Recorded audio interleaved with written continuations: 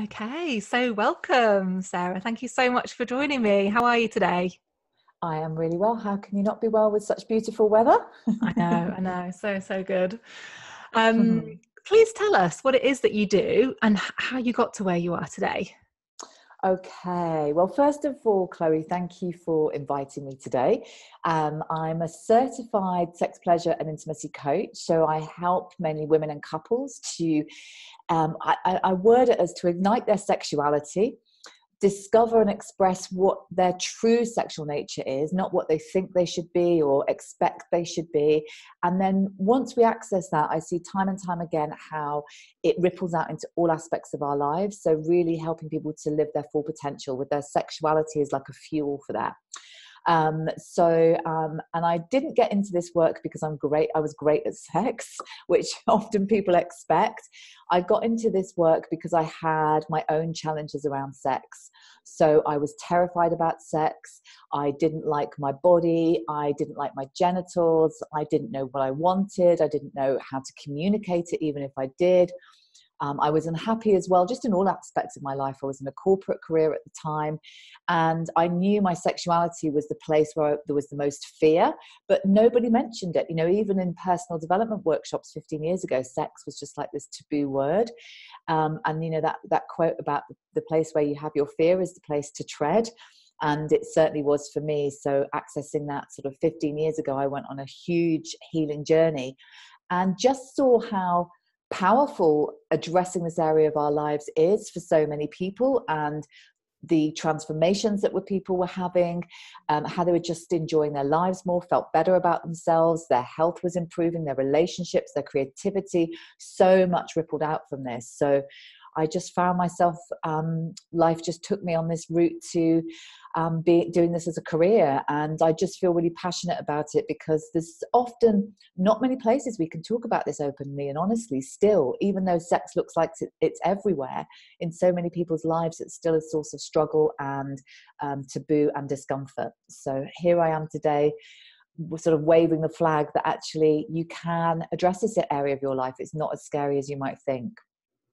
That's so interesting. And in a way, I'm quite glad that you say that you did struggle with this before, because I think I know of a few people online who are kind of, yeah, sex coaches and things. And it's quite clear that they've never struggled with it. Like they've always been, since a teenager, quite like open and accepting of themselves. But actually to have someone who has been on that journey as well is quite comforting, I think.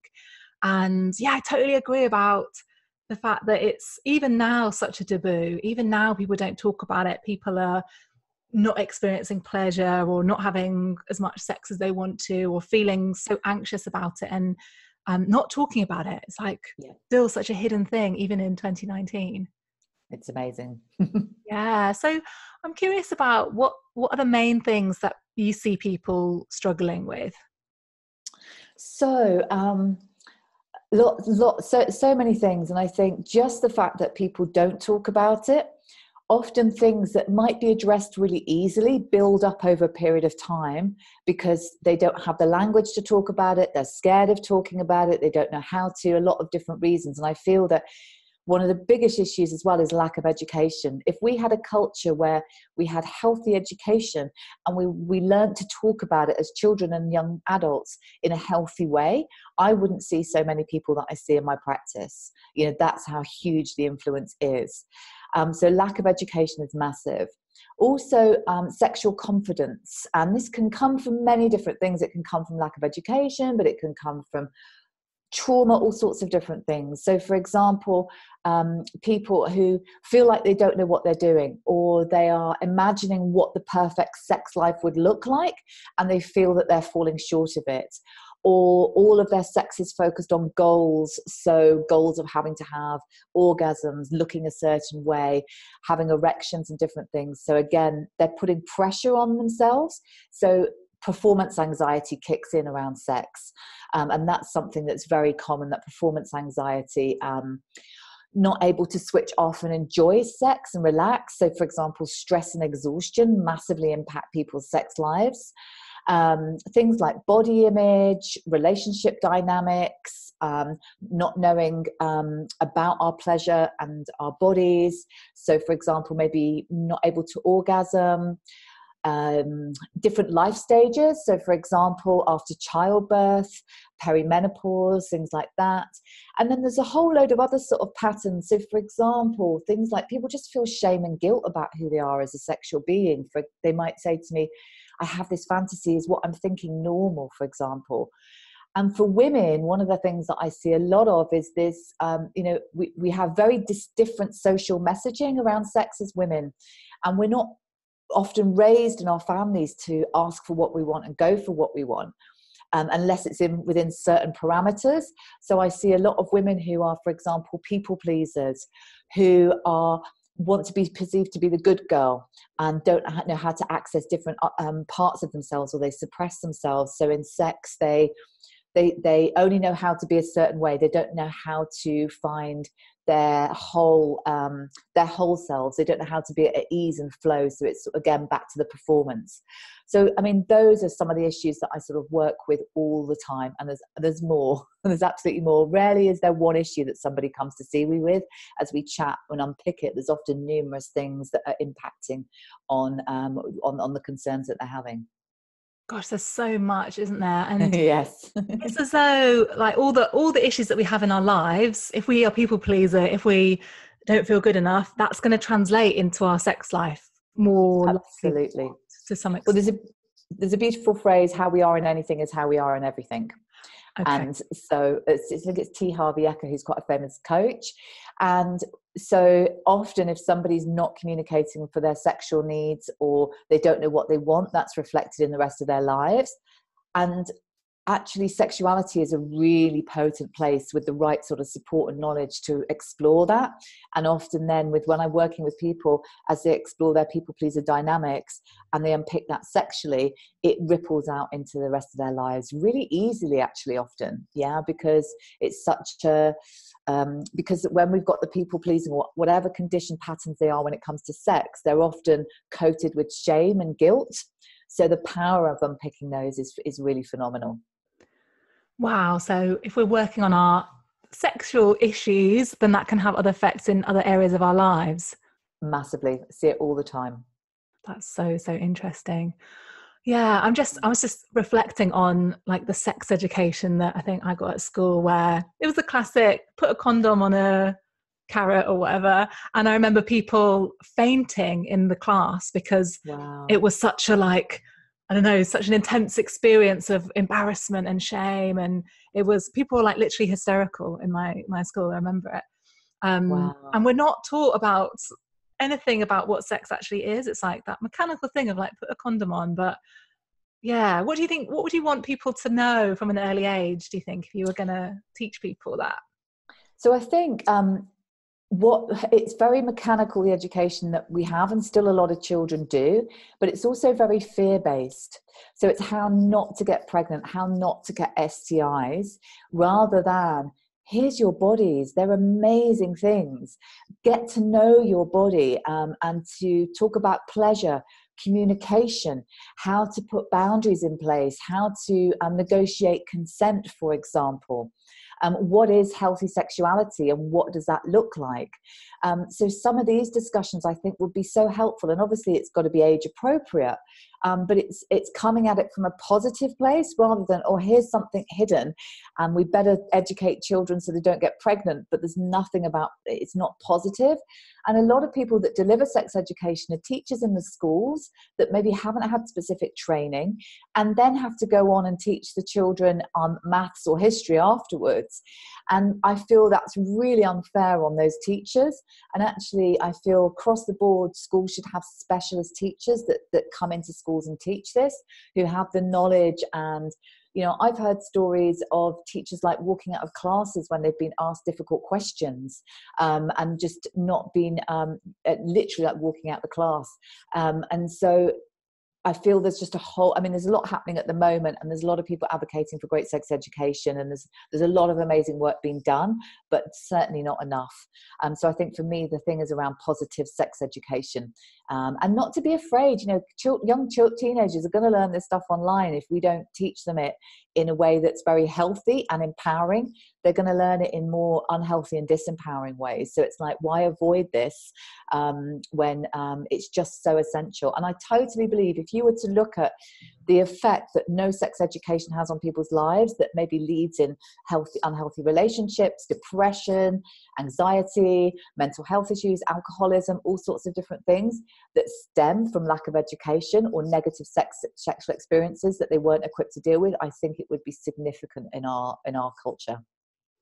Yeah, well, I really hope things change in the near future. Yeah. It's interesting to think about the messages that we take on board about sex from an early age. I'm just thinking about my dad always saying to me, men only want you for sex. You can't trust them, and all this sort of thing. And I totally took that forward into my teenage years, and it massively sabotaged my relationships and intimate relationships. And we're taking on board these negative messages through sex education or people's own shame, parents being embarrassed when they would tell us about sex growing up. And it's amazing we aren't more messed up about it, but and we all have messages. Even if we didn't have any communication around it, that silence spoke volumes. And so it's really good to sort of, often we look back in our lives and look where our messaging, our conditionings come from around our health, around relationships, around our work, and where we are now and what we want for the future. But we often don't do that when it comes to sex. And it's really healthy to look back and go, well, what were the messages I did get? And how is that driving me now? And what's serving me and what isn't? Because we've all got them. It's really worth exploring. Amazing. So one thing I wanted to dig into a little bit more deeply is specifically anxiety and kind of low self-esteem and how much that can affect us and our sex lives. Because, if we're in our heads all the time, worrying about what other people think, and this is definitely my story with it, was always worrying, what's the other person thinking, trying to read their mind, or worrying about what my body looked like, or just not being in my body, not being in the moment. And it ruins the whole experience. So what sort of some of the things that you think are the biggest issues, and is there anything we can start to do to overcome that? Absolutely. So I feel like that inner dialogue that you've just said, and I'd add things like, for me, it would be, what should I do next? And I'd be sort of trying to plan ahead and not knowing what to do. Or if I did think I knew what to do, I worried I'd get it wrong. So it's really helpful to explore our own inner dialogue. What's creating the anxiety in this specific situation? Because it's different for everybody. But when we've got that inner critic, that negative inner voice, not only are we not able to be present to the situation and what's really happening, it often results in, for example, tension in our body. We're not relaxing, and so we're never going to enjoy it in those times at all. It's just not going to be an enjoyable experience. However, it takes time to undo that. So to have compassion for ourselves and be gentle on ourselves, and give ourselves the space and time to explore. So I'd really, as a first step, invite you to sort of, if you're listening, to write down what's your inner dialogue telling you in terms of the anxiety. And so, for example, for somebody, it might be really focused on, they just think they don't know what to do. For somebody else, it might be more focused on their body image. For somebody else, it might be lots of different things. But what can happen is we feel that the thoughts are more powerful than us. And by just starting to understand them and see them for what they are, and then to do something about the messages we're telling ourselves, we can start to feel a little bit more empowered in the situation. And so, for example, if you don't know what to do, it's no wonder, because nobody's ever showed us. So there's permission. Go and find some wonderful education. There's so much out there. It's a real growing market, good quality sex education, thank goodness. For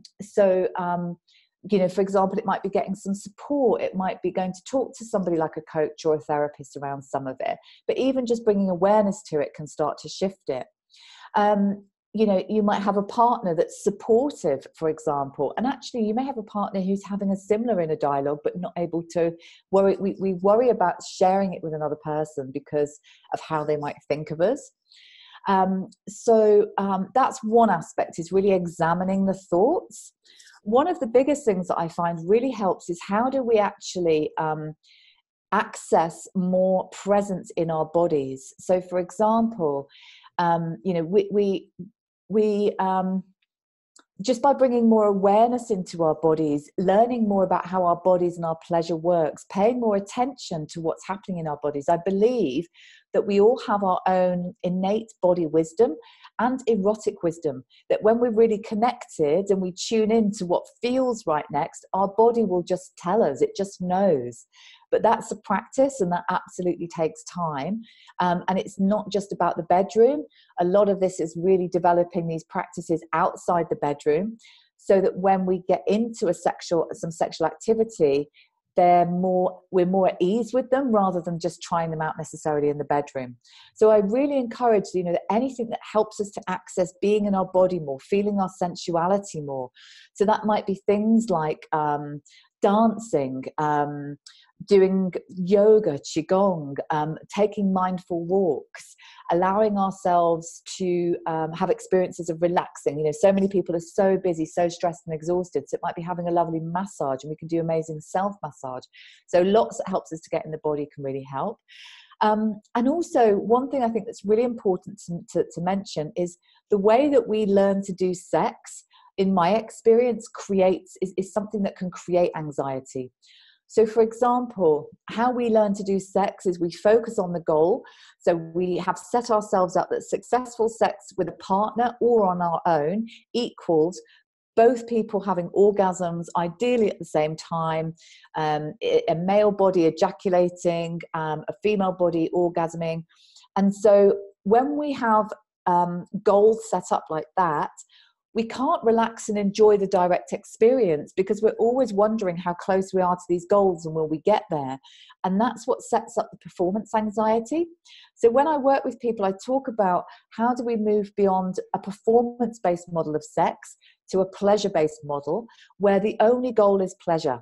So it doesn't matter if it's a little bit of pleasure or a lot of pleasure, as long as we're experiencing pleasure, that's all that matters. And with that, doing things like practicing and bringing in more breathing, because a lot of people in their sexual experiences shallow breathe and even hold their breath, which again is going to cultivate anxiety if we're already anxious. So things like breathing are wonderful sort of hacks, if you like, to get into the experience more, to feel calmer, to feel more present, so that we can start to be more present to the experience rather than all of our attention in our heads. And so I feel that self-pleasure is a really wonderful way to practice this. And it can be really rich, rewarding experiences that we can learn so much about our bodies and our pleasure. So there's a few things.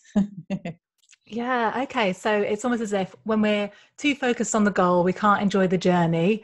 And it's absolutely like the epitome of anxiety is like thinking about the future, basically, and thinking, oh, what's going to happen? So through that goal-oriented sort of approach that a lot of us have to sex, we're actually creating a lot of anxiety for us and losing touch with the pleasure that we could be having in the present moment. Yeah, absolutely.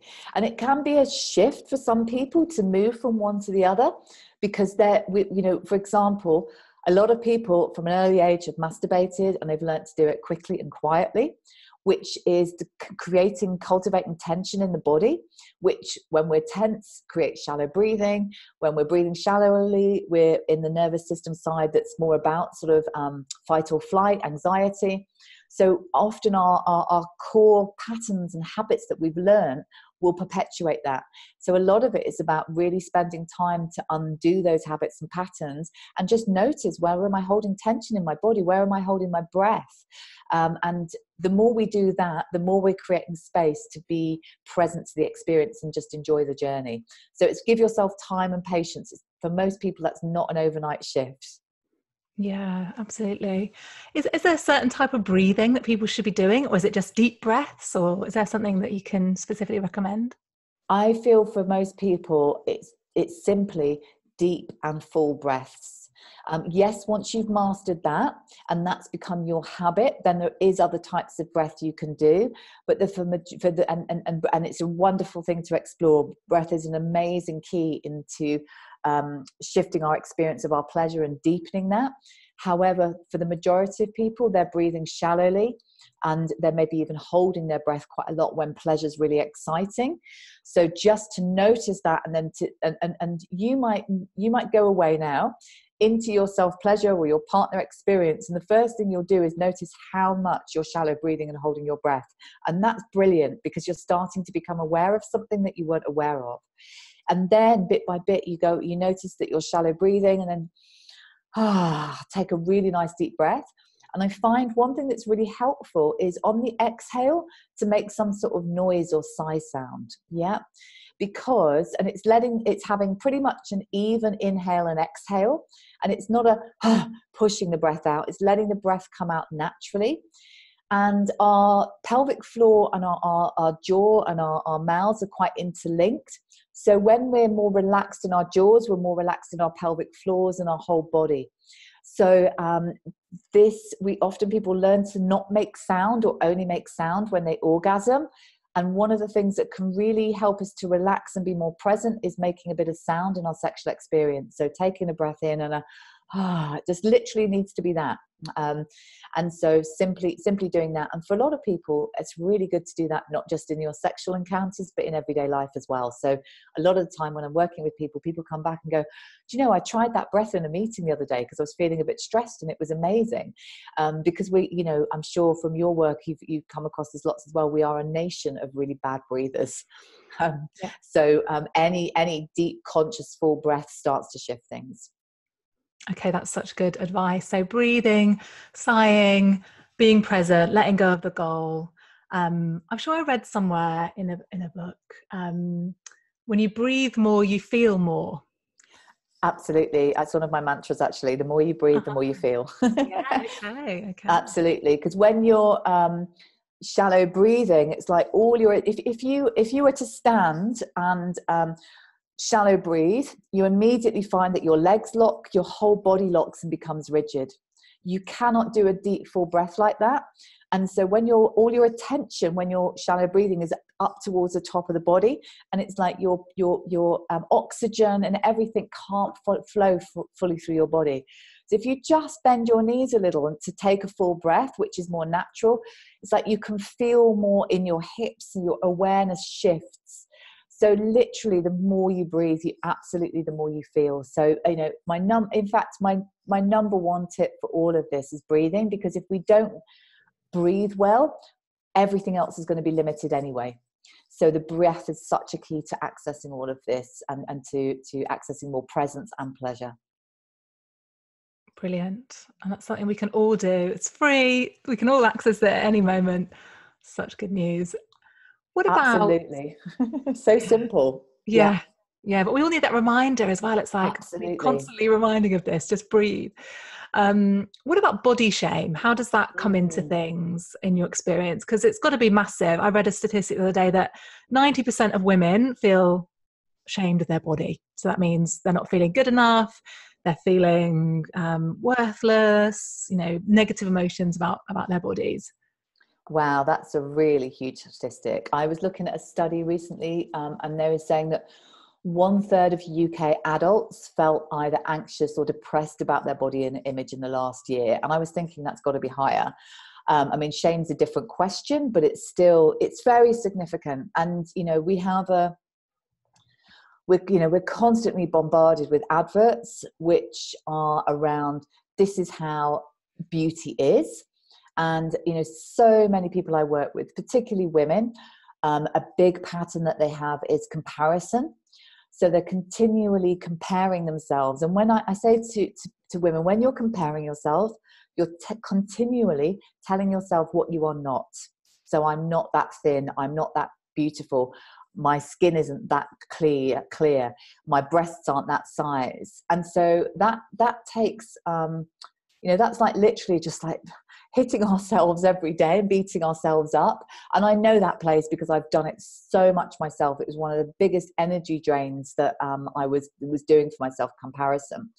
And so when we feel shame around our bodies, feel that we're not good enough, feel that there's something wrong with us, we are no way able to relax and enjoy our pleasure.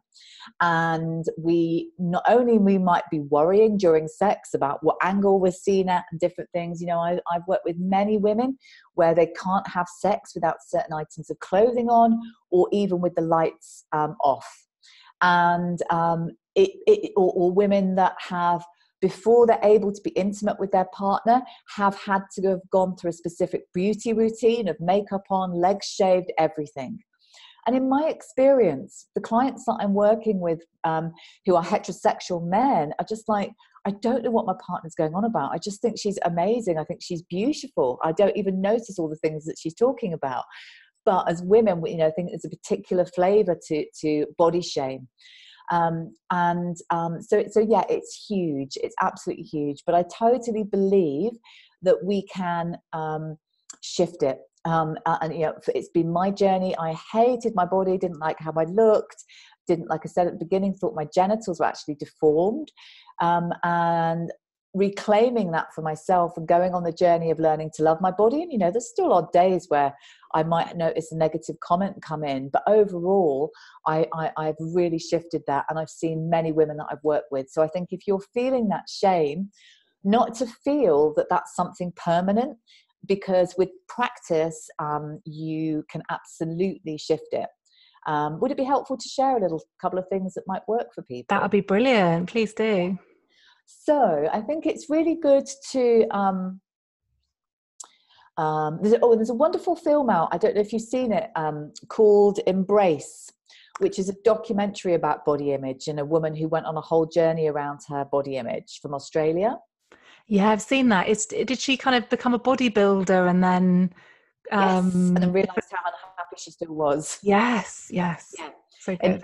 And she went around the world interviewing women about body shame, and it's brilliant. It's really good because it just puts things into perspective, and I think that's positive just to connect us, because sometimes we can feel we're the only ones that's experiencing something like this. And again, it's like sex, we don't talk about it. We might, and if we do talk about it, it's often in a very colluding way. So a woman will go to, they'll be sat at lunch and they'll go, I hate my belly. And the other woman will go, yeah, mine's awful too. And how do we hide it? And it becomes that sort of conversation, which often reinforces it. So, you know, I think it's really great that we really support each other as humans and really compliment each other, encourage each other to lift this up, because it's so insipid and deep in our society. So I feel that practices that we can do, I think there's so many different things. I think doing things that make you feel good are really important. So things like finding some form of movement that you love, helping you to access feeling good in your body. The more you feel good, the less you can focus on what you look like. And also just looking in the mirror. One of the big practices that I love is there one thing even that you love about yourself and your body? So for example, you might actually really love your eyes or your hair, or you might really love your legs or your bum, whatever it is, and start to focus on that one thing. And if you can find 3 things, amazing. And stand in the mirror every day and just say, God, I really appreciate how my eyes are today, or I really appreciate how my bum looks in these trousers, for example. And this might seem little things, but it can start to rewire and retune us into what we actually do love and like, rather than our continual focus on what we don't like. And if there's nothing that you actually can physically like in this moment, you might, for example, go, I'm really grateful that my legs work today. I'm really grateful that I have my breath today. So gratitude can be a real key in. And again, this is a practice that doing it every day over a number of weeks, you can start to feel shifts. So it's not something that, you know, you might find it really hard at first, but over time you can start to feel shifts. So that's one really core practice that I think is wonderful, as well as learning, exploring, moving our body and doing especially practices that connect us with our sensuality and our feelings. You know, another practice I love for women is breast massage, because it's a really healing practice, but it's also a beautiful self-love practice. It's great for the health of our breasts, and it's a real quick feel-good practice. Once women get into it, they find that. So yeah, there's a few. I could go on. That's brilliant. And you know, on the gratitude piece, there's so much evidence to support that. It can sound airy-fairy to have a gratitude practice, but actually it does rewire your brain. It trains your mind to think about things in more positive ways. So if you're every day focusing on those things that you like about your appearance, or even about what you're grateful for that your body can do, you know, and its functionality, it really is going to change those negative thought patterns to much more positive ones. Totally. And I would say, if you're somebody that doesn't like the look of their genitals, again, we don't see our genitals in the everyday like we see our faces, and our genitals are as different as our faces. So I'd say nowadays, things like the Vulva Gallery, there's lots of online resources now of everyday women's vulvas and vaginas that you can look at. So I think go and educate yourself, because a lot of women don't, because they're just comparing themselves against the porn pussy, which is like, you know, the modeling industry. It's one specific type of a vagina and vulva, rather than representative of the huge range of women that are around. And then the other area I find that is the hardest area for so many women is bellies. And so what I say is, you know, for example, again, can you connect to, for example, something that your belly's done for you? Like, for example, it might be what's birthed your child, or it might be what digests your food, and just stroking connection and love into your belly, and just placing your hands there, breathing there, and bringing it into your body, rather than what we want to do often is try and reject it because we don't like it. So just to give yourself time with it, because I totally believe it, and it's life-changing. You know, it's life-changing to do, but it takes time. This is so helpful. I love the practical just tips on what to do. And yeah, I'm just remembering I used to look at Victoria's Secret models. This is when I first got together with my boyfriend. We've been together nearly 10 years, but I remember thinking, why I don't look like a Victoria's Secret model. Why would he ever like find me attractive? And thinking about that thought now seems so ridiculous, but at the time it like really, really bothered me, and I just couldn't relax, basically. Yeah. So yeah, I think the media does have a lot to answer for. And I think the Victoria's Secret model fashion show has been cancelled this year. Like, it's not happening anymore because there was such a backlash last year. Okay, wow. That's maybe a good thing.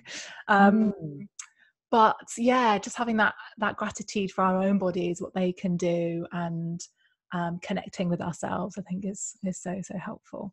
One thing I wanted to ask you about is the shaking, because you sent me a video about this, and I just thought it was really interesting. And I've looked into different forms of kind of shaking in the past, and I'm quite convinced that this is really, really important for anxiety, because it addresses like the physical, releasing some stuff on the physical level. Can you talk a bit about that and how that can help?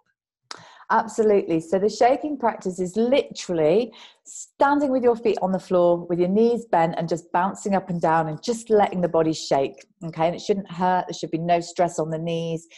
And shaking, you might be very gentle. You might feel very vigorous some days. You might make some noise, which I'd encourage.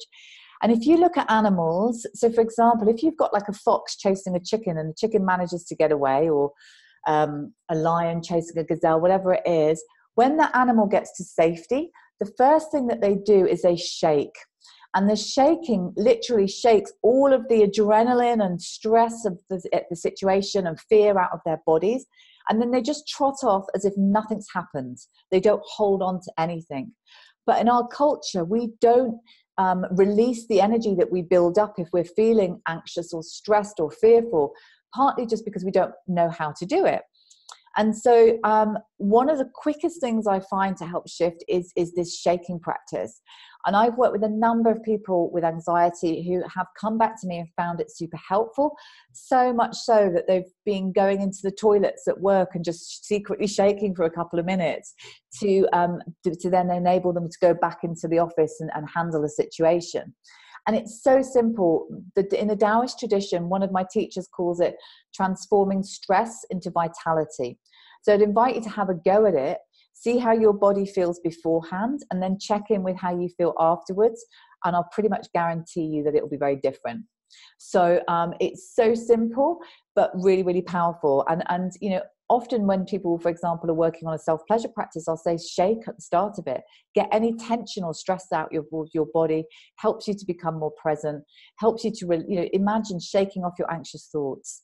So just encourage you to play with it, because it really, I find it something very powerful. So it's just standing with your knees slightly bent and you're kind of bouncing and shaking. And kind of, and should people, how long, is there a guideline for how long they should do that for? Do you do it to music? Is it best to do it quietly, or? There's so many ways you can do it. So like, brilliant idea to do it to music. Totally, you can do it without music. You could do it for 30 seconds and you'd feel a difference, but you could try it for 5-10 minutes. I've done practices where we've done it for 15-20 minutes, half an hour just of shaking. So it's play with it. It's like a tool. I think with all of these practices, don't try to fit yourself into the practices, fit the practices into your life in a way that works for you, because then if you do, you're more likely to do them. Okay, that's good. That's good news. You can't get it wrong. So if you're someone like me who worries about getting it wrong, you cannot get this wrong. Yeah. And I really want to urge listeners to try this, because I think it is, I hope people are talking about shaking more in the next few years, because I'm convinced it is like meditation is for the mind. I think shaking is for the body, for just making a change in terms of anxiety and getting that stress out. So I hope people will try that. Yeah, totally. I really encourage it. Yeah. Is there anything else that you think is really important for people to know in terms of, I don't know, practical things that people can do, or things that we can improve our intimacy or anything? Wow, how long have you got? So I guess if I should give you sort of a few top tips, I would say a lot of people come to me thinking that they want to enhance their technique. And I would say technique is actually just maybe 10-20% of it. More important is our state of being. If we're relaxed, fairly confident, feel good about our bodies, we're just going to enjoy whatever we're doing so much more than if we're stressed, mind going 10 to the dozen with negative, anxious thoughts. So anything that you can do to cultivate that, and I find that often it's things outside the bedroom, to cultivate connecting with your body, cultivate how you relax, cultivate enjoying pleasure. A lot of people I work with simply are not able to enjoy pleasure. They see pleasure as something that's pointless because it doesn't have a tangible outcome. I was raised with the Protestant work ethic of, you work all week, all year, all your life actually, and you sort of enjoy it when you retire, that sort of postponing pleasure. So for me, it took a while to actually learn to just allow pleasure. And actually research shows now how pleasure is good for us, because it really produces all the feel-good hormones, gets us out the stress hormone cycle. So doing things that were pleasurable, that cultivate relaxation, different things, super, super important. And then the more you do those, the more natural those ways of being will be in the bedroom. Educate yourself. This is lifelong learning, really discovering what's true for you sexually. What do you imagine that you'd like to try and enjoy, not what you feel you should enjoy. And it's going to change. For example, if you meet a new partner, it might take you in a different direction. After having a child, will take you in a different direction. At menopause, times that come into life like grief and different things will change a lot around our sexuality. They have the potential to do that. So it's something that, like your health, continually checking in on, is this what I want to be doing? What do I want to know? What do I want to learn? Because we don't have a practice. We don't have a culture of practice around sex. It's like we're all just expected to show up in the bedroom and know what to do. But if a band plays at the O2 Arena in London, they put hours of practice in to do that concert, yet we're expected to just show up in the bedroom and just know. And actually we have to go and learn. And finally, because there's so much I could share, part of the journey of claiming this part of your life for yourself is to learn to love your body, learn to love who you are as a sexual being, to clear any guilt and shame out the way. And part of that is getting to know yourself and also talking about it. There's a brilliant piece of research done, and it showed that women who get together to talk about sex for a period of, 4 weeks, once a week, just to talk about it, saw something like a 25 to 30% decrease in all their sexual concerns. And actually, that's one concern I didn't mention that's super common, is just not feeling any desire. And a lot of that's down to stress and exhaustion in our culture. So just creating space to talk about it, to brave learning what the language, finding a way to communicate with your partner. And it may feel clumsy and clunky at first because we maybe haven't spoken about this to anyone, but I promise you, with time and practice, you'll soon go, oh my gosh, this was so much easier than I imagined it would be for most people. I love that idea, because I remember when at university, like, me and my girlfriends would get together and talk about sex or whatever, but when you get a bit older, we don't necessarily talk about it anymore. And actually, maybe it would be good to have more conversations and talk about things that we're struggling with in that area, because I think we don't really, to be honest. And talk about it honestly, because often we put on a brave face. And, you know, we might have a girlfriend who feels like she orgasms all the time and has an amazing time. So then you don't share what's true for you. And I had a lovely example the other day with a client who braved talking to her friend who thought that she was really had it together sexually. And when she braved sharing her own vulnerabilities and challenges, she's someone who gets a lot of anxiety around sex. This woman shared all these problems that she was having. And it was a massive thing for her, because she realized she was making a lot of assumptions that she was then comparing herself against, which were making her feel even less great about her situation. So actually having this honest conversation was actually a really powerful moment for her. And it gives everyone else permission to say, yeah, do you know what? This isn't actually that great for me, or this is challenging for me. So it's a really deeply connecting conversation, and can be just so empowering, having open and honest conversations, but also can take a lot of courage. So I really want to honor that if you're going to share that. So, and also you want to share it with people who you know have got your best interests at heart, and, you know, good friends who are supportive of that. But it really can change things, just that alone. I'm going to have to get some friends over for some conversations about this, I think. Plan a bit. Absolutely. a circle around it. Beautiful. I really like what you shared about how often people come to you looking for like techniques, but actually it's almost like the little the sex tips in Cosmopolitan magazine or something, like 5 ways to drive him wild. But actually it's a lot deeper than that, and it's about connecting with yourself and being comfortable with yourself and accepting your body. And when you do that, the techniques come naturally. You don't need to like think about, oh, what am I doing next? Because you're just tuned into the moment and tuned into your body. Absolutely. And you know, you can always learn. There's always more to learn. But you know, absolutely, those sort of top 5 tips and different things, that's where people think they need to put their attention, but it's actually just much better. Because the other key thing around this is often people think their sexuality only exists in relation to somebody else. But our sexuality, we're sexual beings from birth. It's just part of who we are, that sexual energy we have in it, which is actually our life force. It's where our creativity and all sorts of things flow. It's our essence. And so when we connect to that, and we connect to it for ourselves first and foremost, that changes how we are with other people around us as well. So we become much more confident, much more happy and accepting of who we are naturally, rather than trying to be something else. Beautiful, beautiful. Thank you so much for sharing everything that you shared. I think this is such an important topic, and it's such important work that you're doing. So thank you for everything that you do. Where can people find out more about you and learn about the work that you do? So my website is Sarah Rose Bright. So it's Sarah with an H, Rose Bright, BRIGHT, all lowercase.com.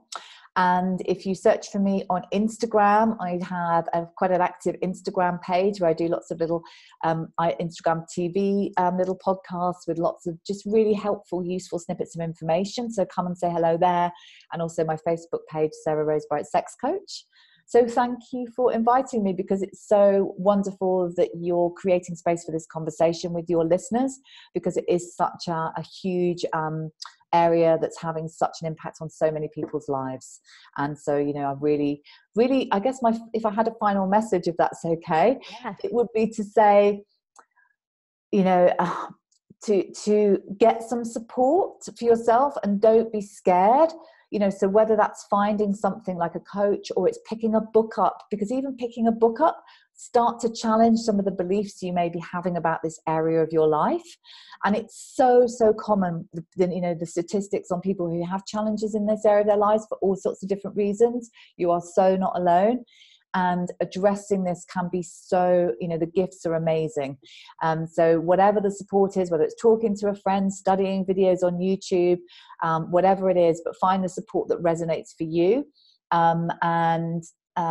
Because you're worth it. It's such an important part of life.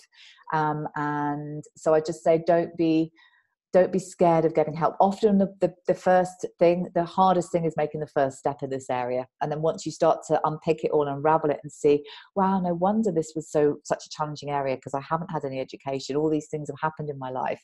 So bit by bit, you start to find more compassion and gentleness for yourself in it as well. And if you feel okay or great about this part of your life as well, I'd encourage to go away and learn more, because again, people often they don't do that. They don't get support to learn in this area of their lives, but there's so many amazing online courses and books out there. So again, just really encourage you to go and investigate and explore. Thank you for saying that. Yeah, just echoing that to everyone listening. Go and get some help, because this is something that can change. If you're feeling really stuck, it can change. I've done a lot of work in this area myself, and it's made a massive difference to me. And I just want to encourage people to get help and go and speak to Sarah, basically. Yeah. Thank you so much for talking to us. Thank you so much for having me.